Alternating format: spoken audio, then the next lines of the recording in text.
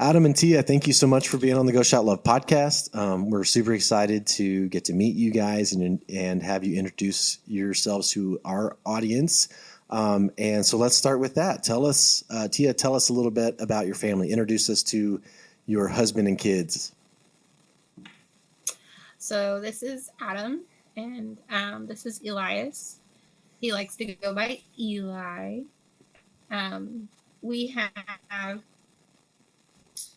an 11-year-old named Wyatt, and we have a 2-year-old named Enzo, and a 6-month-old named Finley, and then we have 3 bonus babies with us right now. Awesome. And what's the range? Yeah.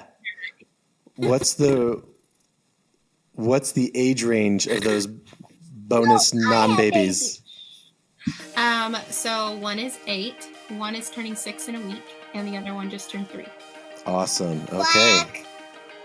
So you have a busy house. Yes. At all times.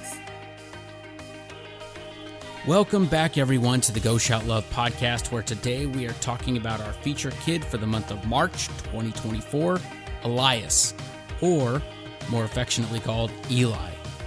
And so lucky you, in this episode, you will get to hear a good amount from Eli himself, and I will be the first to tell you his personality will shine through as he joins the conversation for the first part. So get ready to smile and get ready to fall in love with this little boy's personality. It will captivate you. Today we are talking with Adam and Tia, who are the parents to Eli, and they are going to walk us through everything Eli, from his personality, what he likes and doesn't like, and of course his medical journey from day one until now. Eli is diagnosed with, and I hope I say this right, 9p24.3 duplication, which also comes with aspiration, dysphagia, autism, and with the name being that tough, I'm not going to even attempt to tell you what it means. I'm going to leave that to Adam and Tia, who are going to give us great insight into all of that. As you heard, Eli is surrounded by a large, loving family with some siblings, and then some more. They will talk about that as well. Leading this conversation is Josh Veach, our Executive Director of Go Shout Love. As always, you can go to our website, goshout.love, and browse our store. Every purchase in the month of March will go towards supporting Eli and his therapies, which are not covered by insurance. And what do you like to do as a family for fun? What's the fun stuff that the family's doing? Get ice cream. Ice cream is a good choice. And go to a movie theater and go to a game place. He's talking about an arcade. We like to go to an arcade. And it had my friend Toby. Toby gets to go too? We really like, we like to play outside. We have a lot of fun outdoors. We also really enjoy the library. We're always at the library. Yay! We really enjoy to go outside, play with our chickens, and pet our chickens. I pet one. And we like to go to church. One of our favorite things to do multiple times a week is to go to church. So. Yeah, awesome. Eli, do you like going to church as well? Yeah! I have to ask, since you brought up chickens, Eli, if you have named them. Do you have names for your chickens? One is Harusa. What is his name? Well, it actually goes by a couple names. It started with Mr. Cockadoo, and now I think we've switched over to Big Red. Big Red. This is our biggest chicken we have. Our biggest rooster. One is bigger. One more is bigger, but not other red one. Yeah, we're about to get a whole bunch more, aren't we? Oh boy! We can go and buy some little chicks. Nice. I hope it not be roosters. Yeah, me too. Oh, because he has 0 hands. Yeah. Eli, is Big Red your favorite? I really want to pet him, You do? but he'll attack me. I was going to say, roosters my limited experience with roosters says they don't love to be pet, but I could be wrong about that. They don't. Oh, man. Well, okay, Adam, let me ask you a question about Eli. How would you describe Eli's personality? Oh man, he has quite the personality. He's quite the character. He's always just like extremely positive in everything that we get to do. He's very uplifting, and I don't know, like, I mean, you think of honestly, he's just like a light, a light in our lives. He's always you'd think it would be hard with the things that he's had to endure and stuff, but he's always just very personable, always trying to make you laugh, and it's just something special. It's a true blessing just to see him be like this. Laugh. So even when times get kind of hard with me and Tia, he just always tries to make us smile. Yeah. With all of his sickness, it gets a little dreary, but he's just such a happy guy. Yeah, awesome. My smile always up. His smile is Yeah. always That is such a good characteristic, Eli. That is something that will always make everybody's day, is when they see a smile. So that's cool. Tia, what would you add? He's definitely our little comedian. That's for Yeah, sure. I can tell.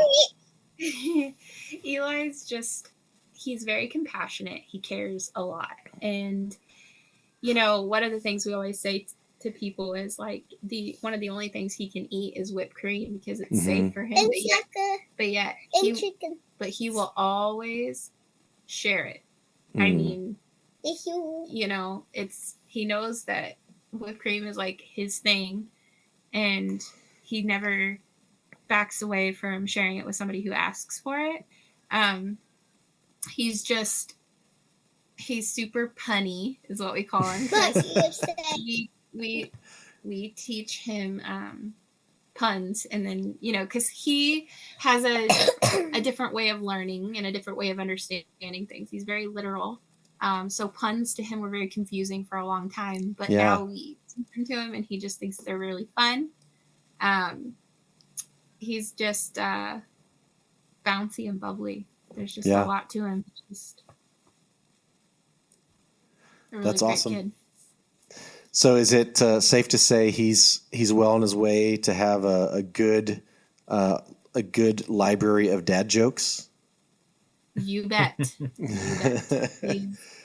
He's very much that kid.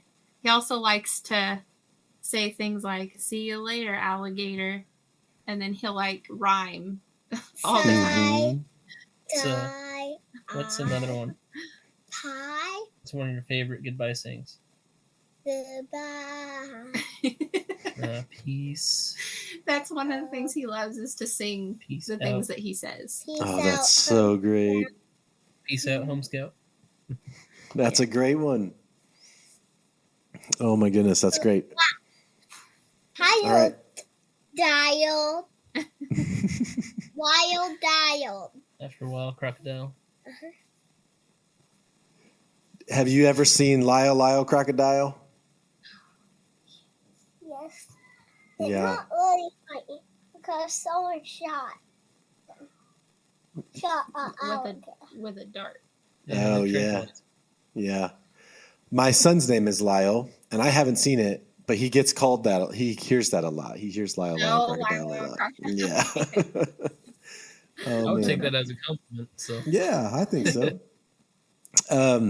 All right, so now I'm going to make it a little tougher on you guys, and I'm going to ask you to summarize Eli's personality into 3 words each. So, Mom, you're up first. You can just use 3 words to describe Eli. What are you saying?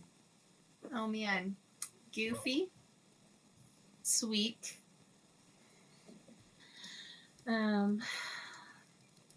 compassionate.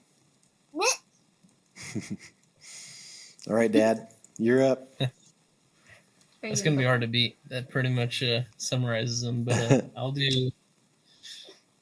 I'm going to go a little crazy. He's got a crazy personality. We'll do caring. Cares about others and how they feel. And then we'll do... I'm going to go with snuggly. Snuggly. Yep. Man, Eli, those are some big words to describe you. That sounds like you're a pretty cool dude.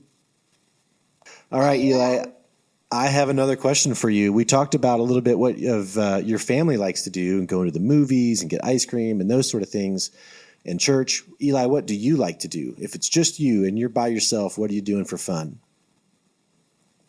I play outside and play puzzle and play on the trampoline. Trampoline? Okay, you can do backflips. Do backflips? Eli, can you do backflips? I can only do a rolling. Someone don't like the rolling thing. I just roll all over the place. Just all over the place, huh? No, Mommy. I was trying it at church. I was trying to do a handstand. Oh, yeah? And did you do it? It didn't last for long. Didn't last for long?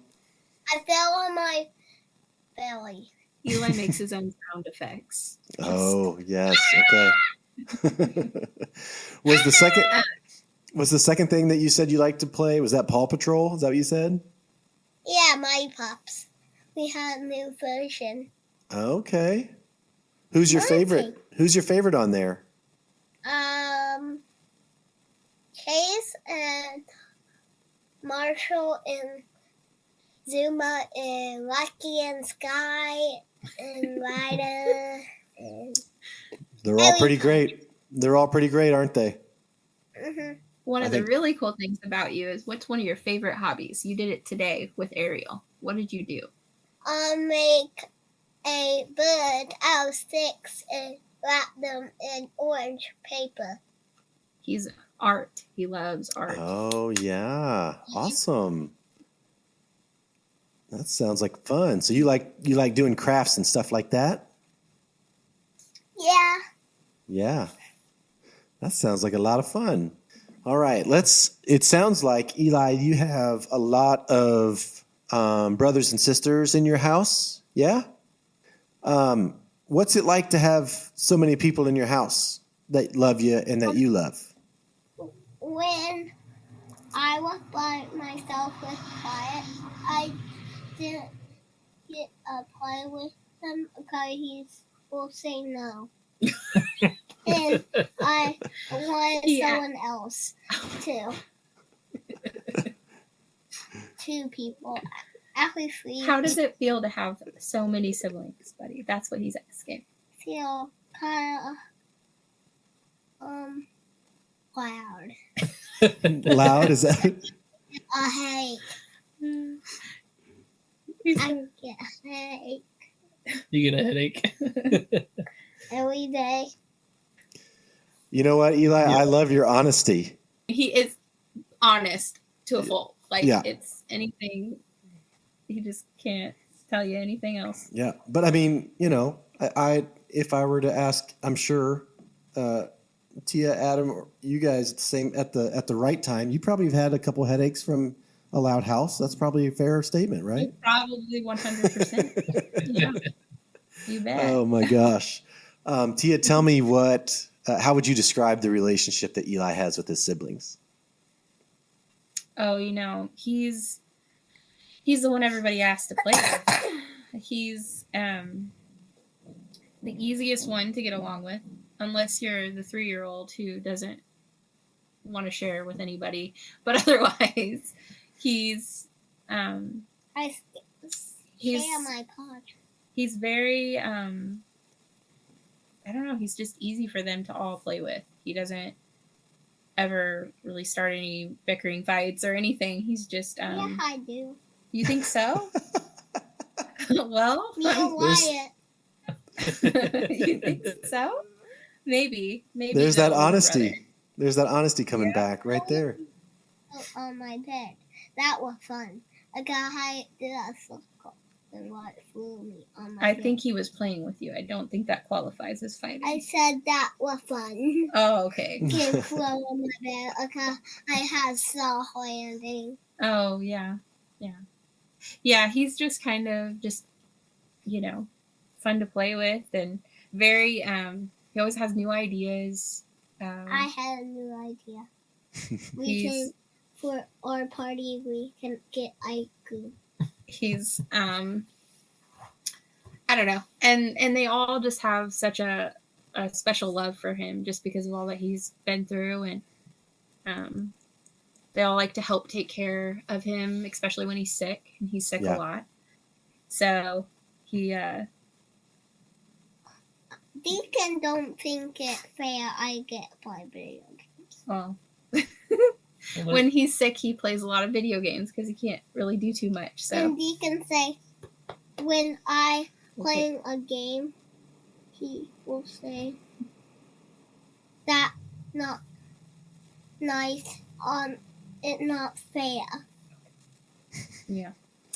Well, hey, it sounds like you've got a silver lining there that you've found. If you're going to be sick, you might as well get to play some video games, right? That's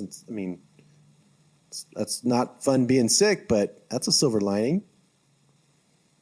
Do you know what that means? I really want to play video games right now. But I can't. Well, do you want to go play outside with them? Because that's what they're doing. Why don't you go do that?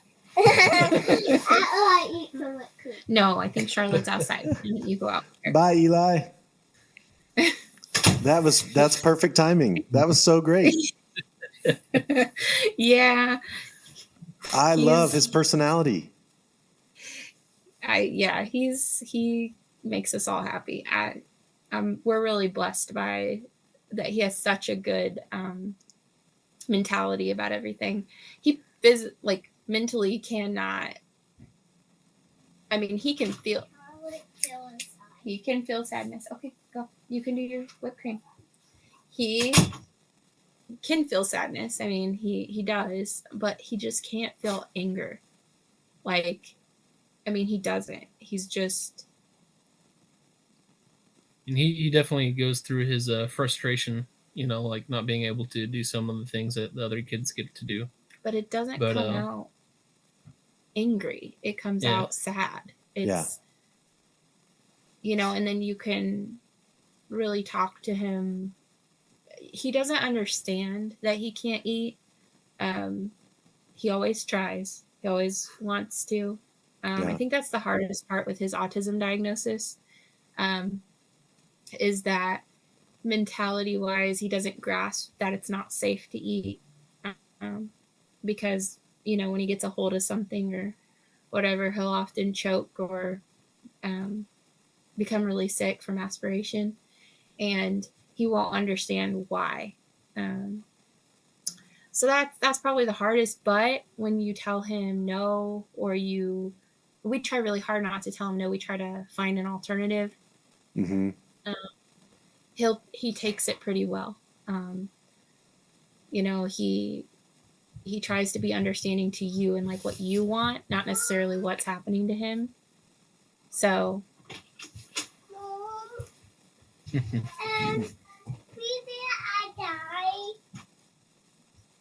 That was our 3-year-old. So I want to come back to some of the medical stuff here in just a second. But since you've already touched on the foods side of things and his eating, and then he even already said that he loves whipped cream and suckers. That's such a hard thing. I mean, for any kid, gosh, even if it were an adult, right? It'd be hard to have to be so limited in your food. How have you guys navigated that? And how do you try to help him enjoy as many flavors as possible without, and Tia, you'd said on the call the other day that trying to avoid it, making him feel like it's a punishment when it's really actually all about his protection. How do you navigate that?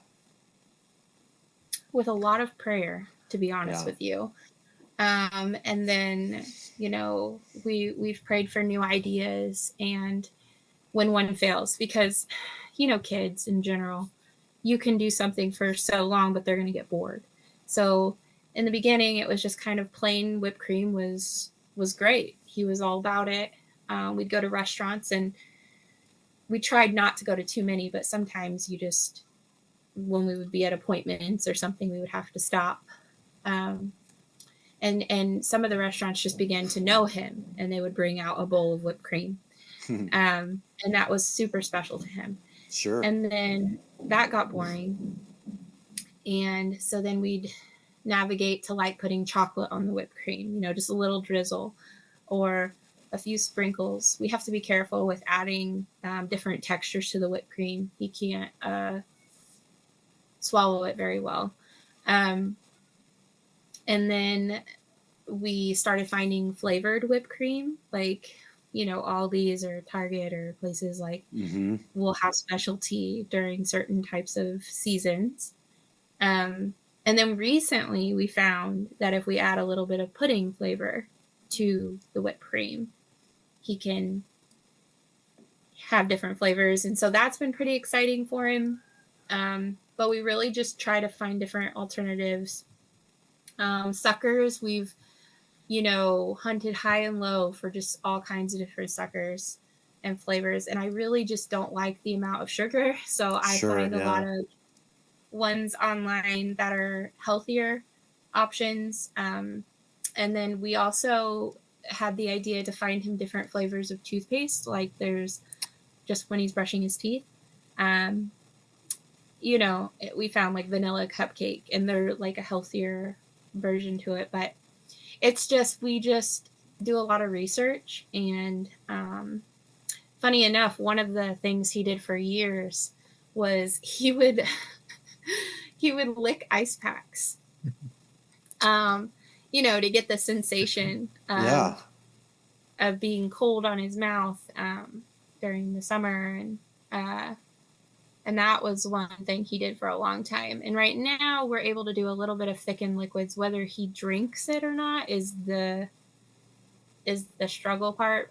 So we'll have to put it through his feeding tube at night if he doesn't. But he's been able to drink a little bit more. And so we've been finding like kind of healthier flavors for that.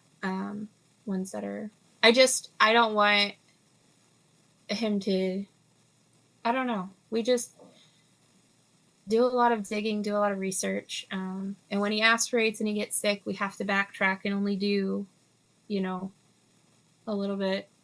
And he'll get to the point where he can't tolerate even the whipped cream. So we move back to just suckers. Yeah. And if we can't do anything, we just, honestly, we have a switch that was given to him because he was in the hospital all the time. And so we pull that out and we'll let him have specialty time. Yeah. It's just, we do a lot of like navigating. Plus we've hired staff that work with us. He has autism therapy and he has nurses, and they all try to make his days just super special. Yeah. By bringing just all kinds of different activities with them and redirecting him in a loving way. Yeah, that's awesome.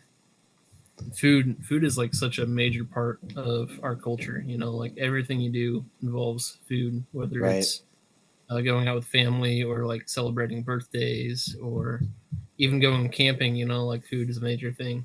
Right. But I think it's really great because our entire community that does know him, like especially our church, they try to work with us on finding ways to keep him involved, so that way he'll get to participate without being feel like he's left out. Yeah, man, what a great, what a really cool thing, just to be loved by people in such a way that they recognize that feeling, and that has to feel great as parents to see other people recognize that and kind of come to your support and come to your aid and say, we're going to do that with you as well. Like, we're going to help accommodate and make sure that he's included in ways that that you can't control, but they're helping him feel involved. Yeah. That's got to be something special about that. It's definitely an answered prayer. We prayed for a long time to have a community who just loved on him in such a strong way. Yeah. So this is one of the things I wanted to touch on. You've mentioned that your church and your faith play a big role in your day-to-day lives. Just talk a little bit more about how, whether it's church or your local community, tell us a little bit more about how that group of people, what they mean to your family and what it's been like to have them support Eli.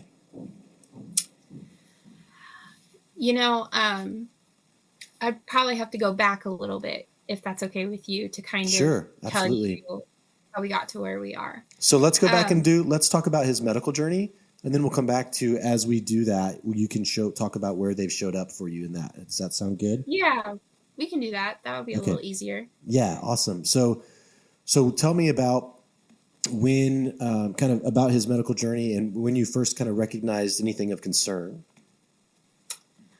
So when I was pregnant with Elias, we still don't know to this day if this played any role in it, but I did have a pulmonary embolism, a blood clot in my lung. And I was on bed rest and, for most of my pregnancy. So when he was born, we took precautions, and I had already had one emergency C-section prior. And since I had the blood clot, we went ahead and just had a C-section planned. And when he was born, we thought everything was fine. He was 7 pounds, 5 ounces, healthy, just adorable baby. He didn't cry right away, but they got him to cry pretty quickly. But when he was brought to my room, he just sounded off. And I mentioned it to him, and they kind of took a listen to him, and they, you know how they are in the hospital. They don't make things sound severe, right? They kind of just took him out, said they were going to just check him over. Ended up having to put him in the NICU because he had fluid in his lungs. Well, the theory was that it was a C-section, and that's just what happens. And, we had prior experience with children, or with a child, our oldest, aspirated and got pneumonia quite a bit, but he was pretty safe with it, because we learned that all we needed to do was thicken his liquids and he was okay. Mm-hmm. So I didn't really think too much about it while I was in the hospital. We stayed for almost a week, and then they sent him home. They had put him on antibiotics, got him healthy, and he was on his way. Well, it was about a week later. Maybe it's probably closer. No, I think entirety he was 2 weeks old. So yeah. I think it was about another week. One night I was up all night, and I was dealing with some postpartum blues. So I was second guessing some things. He was having purple blue episodes. It was nighttime. The lighting in our home wasn't very bright. So I thought that I was seeing things, that maybe I was just overreacting. But his chest was concaving in an unnatural way. And I just held him. I stayed awake all night, and I held him. And then that next morning, I was still awake. I was sitting in the chair with him in a recliner, and I was kind of just sitting there with my eyes closed, but I was awake and having a conversation with my 4-year-old at the time, and opened my eyes, and Eli wasn't breathing. And of course, I was a little stunned for a second. I didn't really know what I was seeing. And then I yelled for Adam, more screamed for Adam. And he took him from me and took him to the floor, and immediately kind of just was jostling him and trying to get him to breathe. And then I took over and I kind of did some chest compressions, and I was able to get him to kind of breathe. It wasn't very well. He was rushed to the hospital, stayed a week, to be discharged with the diagnosis of reflux. They had experienced his blue episodes as well in the hospital. They wouldn't do a swallow study, even though at that point my brain took me to my other son and was like, we need a swallow study. They wouldn't do it. So they sent him home on an apnea monitor, and the first night it went off. He stopped breathing again. And it was going off multiple times. Like, seriously, like, is this thing just malfunctioning or right? What? Yeah. We didn't realize it was actually him. His O2 dropping constantly, like repeatedly. We were made to believe that wasn't the case, that it was just reflux. So we took him, or he was rushed to Riley Children's Hospital in Indianapolis, and they immediately did an echocardiogram and a swallow study, and he failed the swallow study completely. He failed all types of liquids, and he ended up on a feeding tube, a nasal feeding tube. He ended up on that feeding tube until he was 6 months old, and he kept failing the swallow studies, and so they did a G tube at that point. And by the time that he was 1, we weren't tolerating any type of foods, even when he started eating by mouth. So then he was put on like real foods through the stomach. But by the time that he was 2, we were failure to thrive. He wasn't gaining any weight. He was vomiting nonstop. We started to see behavioral stuff. He was self-harming a lot. He would hit his head on the walls and scream. He never slept. And so then we started doing some genetic testing, and we went and saw a couple of new doctors outside of the GI we were seeing. We saw a developmental, and we saw an ENT and pulmonologist. At the time, Eli's lungs weren't doing so hot because he was still aspirating, because we were going through some feeding therapy trying to see if we could strengthen things. ENT found that he had a hole in his airway. They called it a laryngeal cleft. And so they told us that he not only needed a J tube, but he because his stomach just was not working well, but he needed a repair on his airway.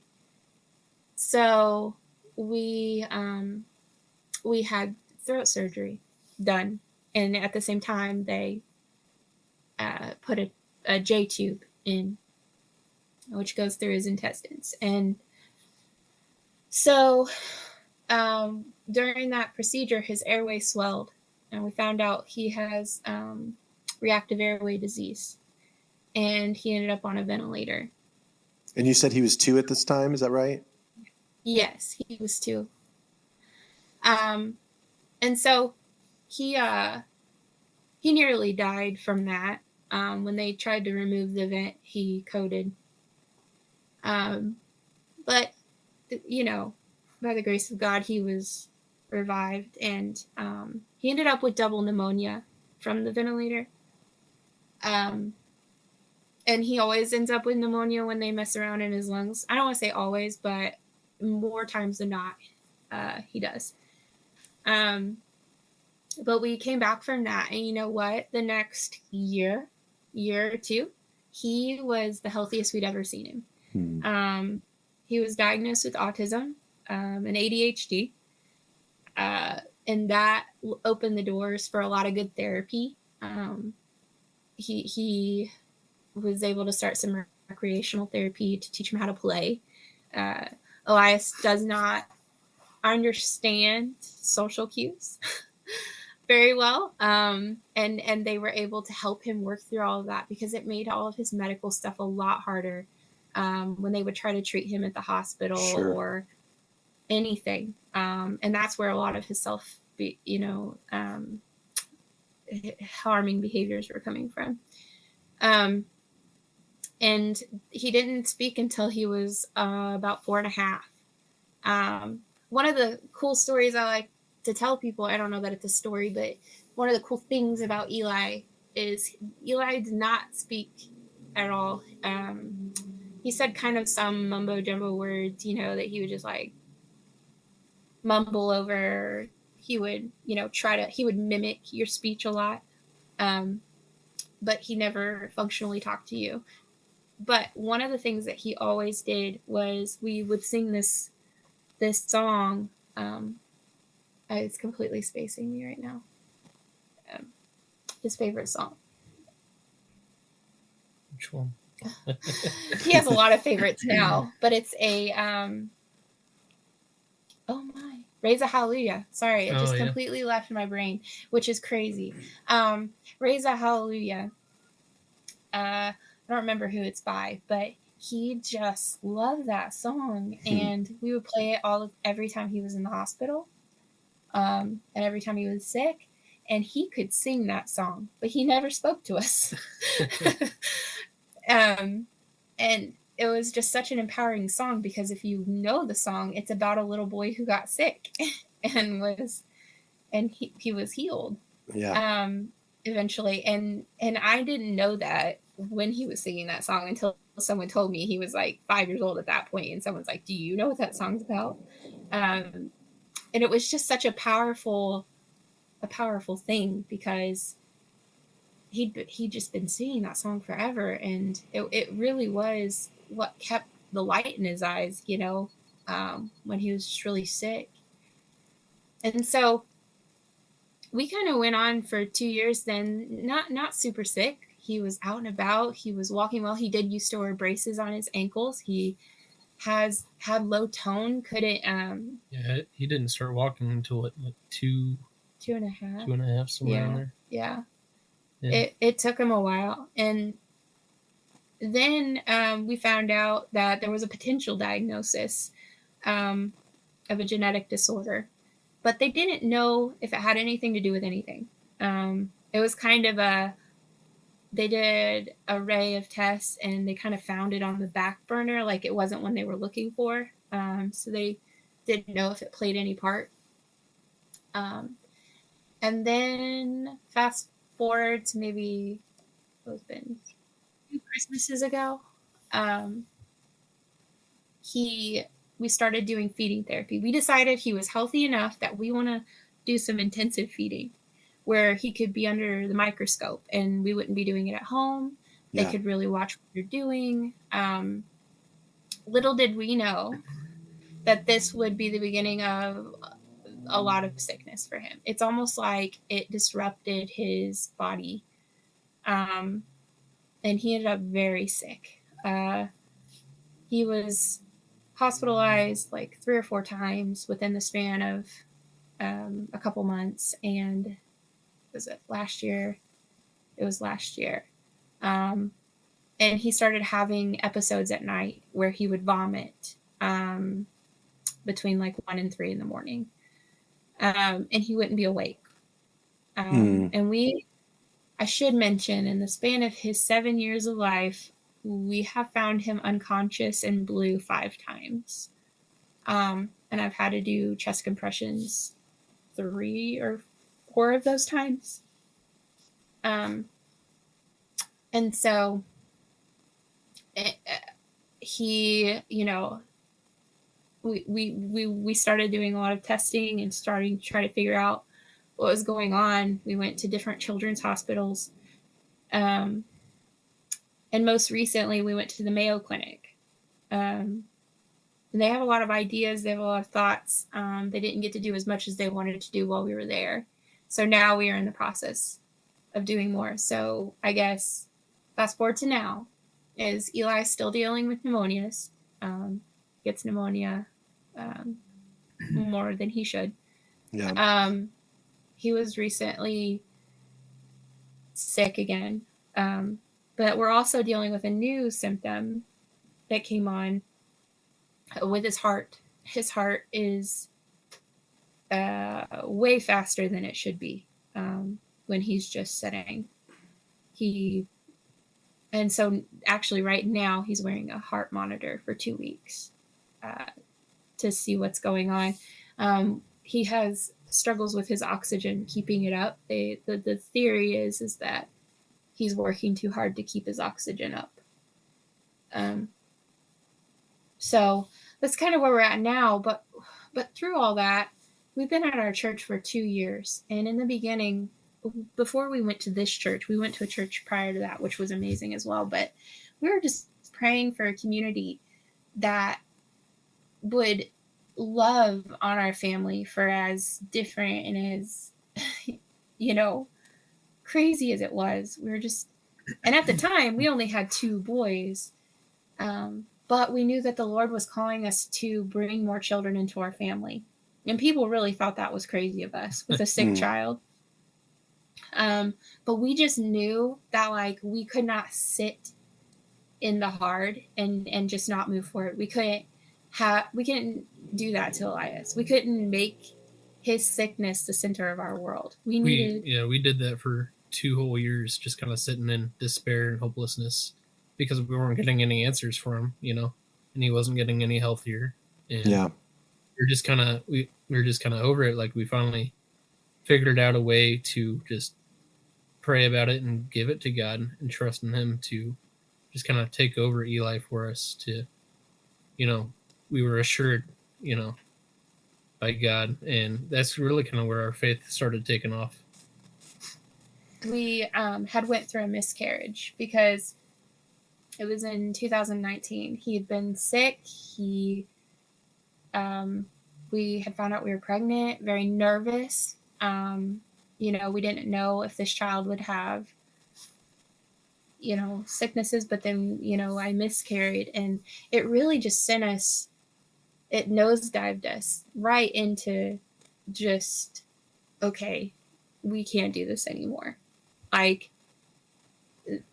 Loss of a child, sick child. It felt like we needed something more. And that's where we really, really dove into our faith. And so then we prayed for a church that would just be right there with us. And, God had been calling us to foster for years, to really help a child maybe with special needs, because we knew so much. And we kept wondering, what are we going to do with all of this knowledge after Eli? Because we truly believed Eli is going to be healed, and we still do to this day. And what that looks like, we don't know. But and so was it November?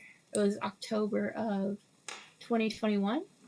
Is it 2021? Yeah. No, 2022. Well, a couple months before that, we heard about a little boy that had a brain injury. And our agency that we signed up with asked us if we wanted him. He was up for adoption. He was only a few months old at that time. By October, when we did get him, he was 9 months old. And I kid you not, it was like the beginning of so much more in our life. With Enzo came 2 nurses. And where we live, we couldn't find any nurses for Eli, ever. We hunted high and low. And there comes RNs and with 2 nurses who have now become Eli's nurses. And they just fawn all over him. And they've went with us to Minnesota. They come with us to his doctor's appointments. They advocate for him left and right. They, they're just, one of them stays overnights a lot. It's just, that was such a blessing all on its own. And then our church just poured into our foster child at the time. He wasn't adopted yet. We fostered 2 other kiddos, a teenager and a 4-year-old, for a short period. And then Enzo's siblings were removed. And they asked us if we wanted them. But I should say, I was pregnant at that time. I got pregnant after years of infertility struggles. And so it was just crazy. In 1 whole year, we got 5 children. And our church just stayed with us the entire time. They poured into us in all sorts of ways. One of the ladies from our church who does our Sunday school with our kids went to Grandparents' Day for one of our foster children. Like, they showed up with meals. They did meal train after meal train. Financially, they poured into our foster children, brought us clothes, it was just from going just me, Adam, and our two boys doing it on our own. I was always at the hospital by myself because Adam couldn't take off work. I was always working and couldn't leave Wyatt. He is now able to go with us, and we have more children than we used to, and he can now come with us. And it's just there's so many blessings. I mean, the Lord says there's going to be blessings in all the suffering. He promises that all throughout the Bible, and we are truly seeing the fruit of that. There is blessings in the suffering. I can tell you that we are a lot happier now, even though Eli is having more symptoms and still sick. We are all entirely, our whole family is happier now than before. So that's kind of where our faith is. So it sounds like you have really found the answers that you needed in terms of relationship and support in this church, and especially over the last couple of years then, yeah? Yeah, extremely. Like, it's been such an extreme part of our,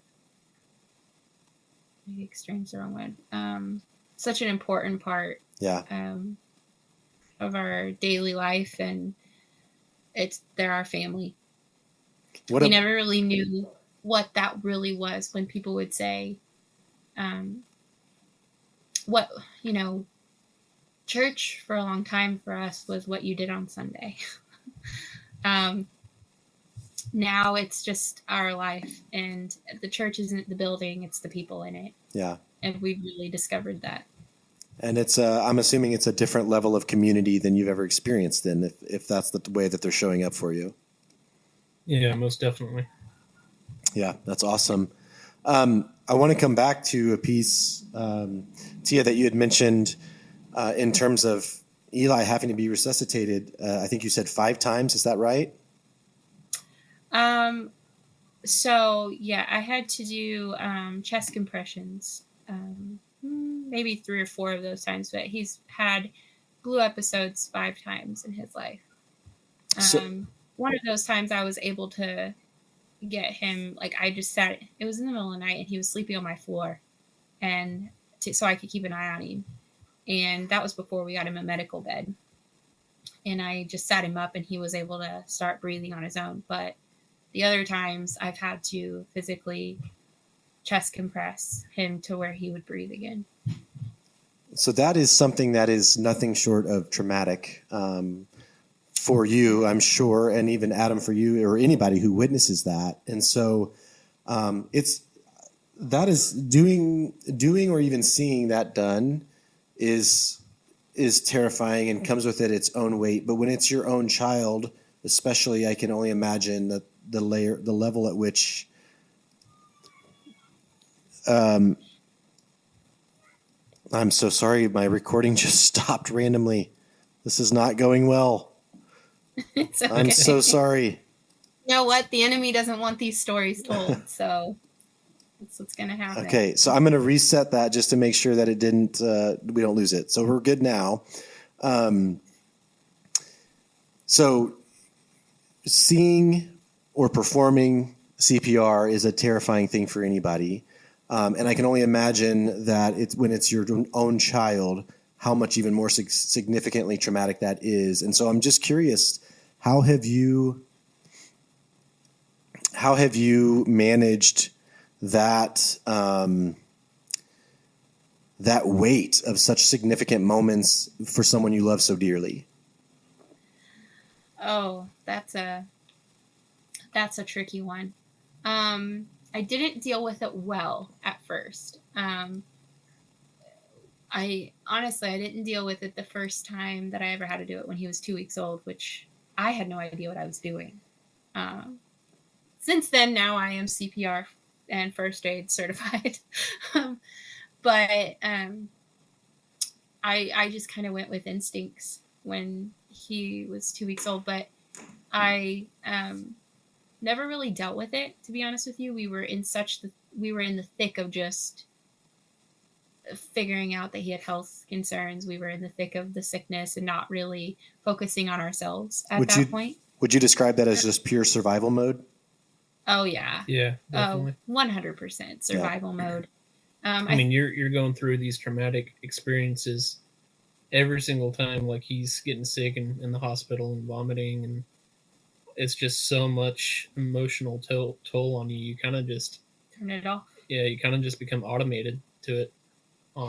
You know, I didn't realize that I had turned off any type of freak out, any type of when it would happen, I would go into pure, okay, this is what we're going to do. This is how we're going to do it. This is what's happening. Until our nurse that stays overnight just looked at me like, how are you doing this right now?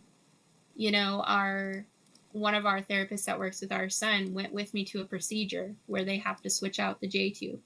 They like to keep people awake while they do it. They say it's not supposed to hurt, but for our son, it's extremely painful. He screams louder than I've ever heard him scream during those, and I have since then told them that he has to be sedated for it. But I had been we go through those procedures every 4 months, and she went through it with me, and I didn't even think to warn her. And she was a little traumatized from it, and she just could not believe that I'd been doing it by myself, because they could only have they usually can only have one person in. Yeah. Actually, they can have two, but Adam had to stay out with our son. And so she went in with me to help. And I just, I think that prior to really diving deep into my faith and finding our family at church, I just survival mode. And then since then, it's been coming in waves of grief, and trying to understand the bigger picture of why our child could be sick. Definitely don't take anything for granted, like nothing. Your health, anything that you have in life is a blessing. And I think the biggest thing that he's taught me is, even though your life can get super stressful, you feel anxious and everything, God's there. He's with you. He's living it with you. And all you have to do is just surrender to him to be strengthened, just appreciate what he has given you in life. Yeah. And literally take it day by day. Like the future, you don't know what the future holds, and all you can do is live in the now. And I mean, honestly, I think that's the biggest thing I've taken from it. Yeah. Tia, what about you? What has Eli taught you about life? I don't like the lesson I've learned from it, if I'm going to be honest with you, because the lesson I have learned is that God is still good. Even if Elias doesn't make it through this, God forbid that. But I've had fear constantly, the what if my baby dies, I mean, that's your worst fear as a parent. We're always doing everything we can to protect our children, right? Like people who don't have children with health concerns, it's wear that sunscreen, to protect from the sun. All the simple things that you do. Whereas sunscreen, just I laugh at it, but I always try to remember to apply it. But I just laugh because for Elias, it's like we have absolutely no control. Right. Like, just apply some sunscreen or a Band-Aid and it's going to be okay. We have no idea what's going to happen. And that takes away all the control as a parent. And Eli has really shown me what light looks like, that there is so much good in something that looks so dreary, that doesn't look good at all. Like, I could look at Eli every day and just grieve him, which I was doing. Yeah. And I didn't want to do that anymore. I mean, and I want to know that there's going to be good even while he's sick. And there is. He's taught me that. There's just so much good. Yeah. When he is sick, he is still his goofy self that you were talking to earlier. He does not change. He's he looks sick, but he's just taught me that, like, it's just our broken human ways, and even children can get sick. It happens to children, we don't want it to, but it does.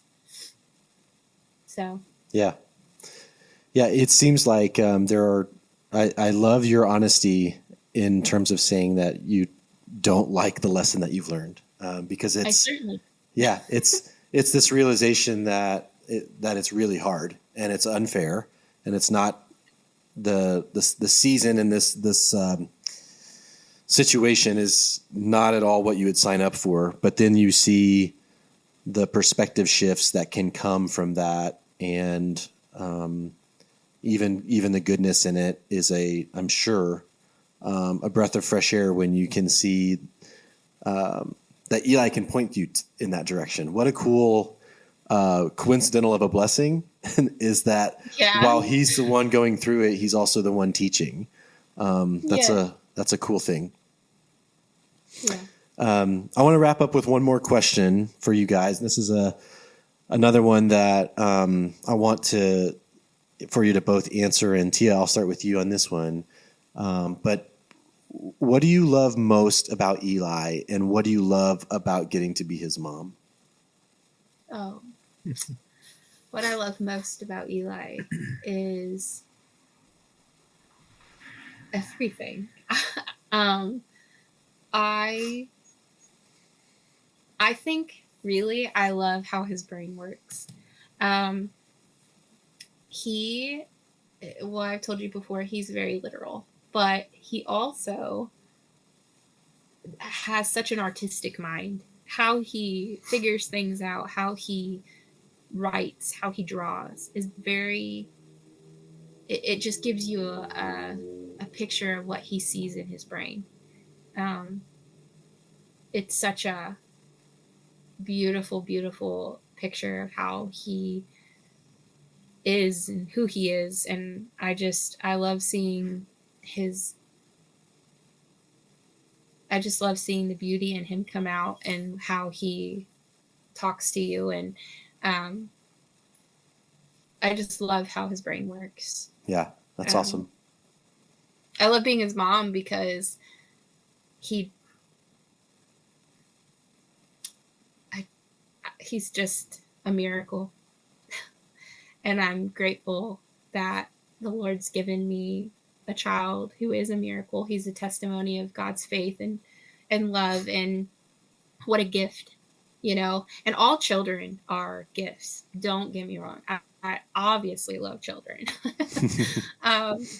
But being able to have a testimony of the miracle is just, it's amazing. It's a, what is it? Bittersweet, a little, you don't really want to go through that, but it's just still, that's awesome. Thank you for that. All right, Adam, your turn for the tough one. What do you love most about Eli, and what makes you most proud to be his dad? Man, I'll definitely agree with Tia. Like his, I'm gonna name them quirks. Yeah. His quirks are definitely amazing. Just getting to know him and his uniqueness. But I'm gonna have to go with just his his, what do you call it? His courage, honestly. Like, no matter where he is, what he's doing, if he's healthy or sick, if he's always so brave and courageous. And he expresses that in what he does, whether it's singing or dancing or drawing or anything. He shows everyone what it means to be brave and just honestly to just find the joy in life. I mean, he'll get up in front of everyone at church, and he's been like dancing on the stage, just having a good time, like no worries at all. Yeah. And I think that's what I love most about him, just the pure innocence, the purity and stuff. Yeah, that is really cool. And I can see and hear that in the conversation earlier. It's just like he's his own person, and he's going to do like what he wants to do in the purest best way, not like in the negative or like rebellious. It's just like he's got his own thing and he's doing it. And it's very clear to see all those characteristics that you guys have talked about are just so evident in his joyous nature. And I am so grateful for the chance to get to talk with you guys and that you're sharing him with us and with the world. And I know that his story, as well as your family's story as an extension, is going to make an impact on a lot of people, not even more so than it has already. And we're blessed to be able to play a part of that. So thank you for your willingness to open up to us today and talk to our community. Is there anything else that you guys had hoped we would touch on that we haven't talked about?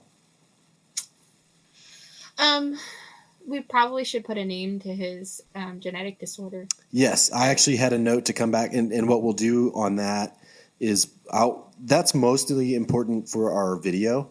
And I'm gonna ask you like a staged question for you to kind of give me a short answer on. But yeah, and then we can include that as well as in the podcast intro, so that will be covered there. Yeah, so I'll come back to that in just a second. Outside of that, is there anything else?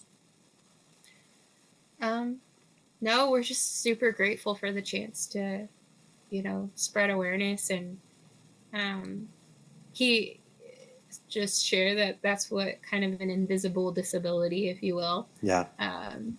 If Elias isn't hooked up to all his stuff, people would never know. Right. I mean, that he was sick. Yeah. And so we're just grateful for this chance to spread the hope. Yeah, spread the hope. That's because there's a lot of hope. So. Yeah, awesome. Well, thank you guys. I appreciate it, and we're excited to shout love all month long in March for Eli and for your family. And I hope that's a great month for you guys, and that you feel the love and support not only of people in the Go Shout Love community, but even more so the people that are already surrounding you, those people in your church and your family and community, workplaces, and those folks that maybe our hope for you is that they will get to know you at a brand new level during this month, and this is an opportunity for them to rally around you guys as well. So thank you so much for sharing your story with us. At Go Shout Love, we do amazing things for amazing families with kids on rare medical journeys. Each month, we shout love for families through the sale of creative apparel inspired by the kids. This month's Good Times Only design is inspired by Eli, a goofy and affectionate boy from Bloomfield, Indiana, who always wears a smile. Every purchase in March will go to help with therapies for Eli that are not covered by insurance. Visit our website at goshout.love to support Eli through the purchase of a t-shirt, hat, hoodie, or other items.